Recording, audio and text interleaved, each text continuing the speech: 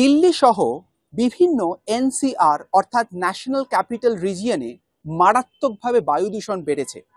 যেমন রাজস্থান, হরিয়ানা, উত্তরপ্রদেশের বেশ কিছু মানুষ কিন্তু এই বায়ু দূষণের জন্য মারাত্মক সমস্যায় পড়ছে। শোনা যাচ্ছে ভিটামিন ডি ক্যাপসুলের ব্যবহারে নাকি ক্ষণিক স্বস্তি মিলতে পারে, কিন্তু আদবেও কি তা ঠিক? কি বলছেন চিকিৎসকরা? যদি পেশেন্টের কোনো সিমটোমেটিক্যালি কোনো প্রবলেম না থাকে, নর্মাল পেশেন্টস, তার কোনো কিছু হচ্ছে না, সে আগের থেকে ভিটামিন ডি সাপ্লিমেন্ট নিয়ে তার কোনো লাভ নেই, যদি না সে তার ভিটামিন ডি লেভেল ক্রিটিক্যালি লো থাকে। In case of asthma or হাঁপানি যেগুলো বাড়ছে সিমটমস, সেগুলো ভিটামিন ডি সাপ্লিমেন্ট ডিরেক্টলি নেওয়ার কোনো গাইডলাইন্স নেই।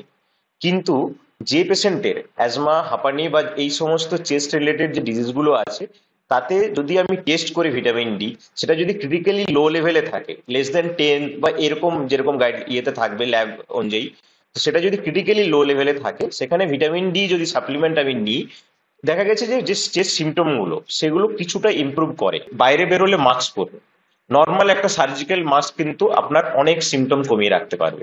ওষুধ আগের থেকে কিছুই নেওয়ার দরকার নেই। যদি কোনো অসুবিধা হচ্ছে, ডাক্তারের কাছে যান, তার পরামর্শ নিন এবং আপনি সুস্থ হয়ে উঠবেন।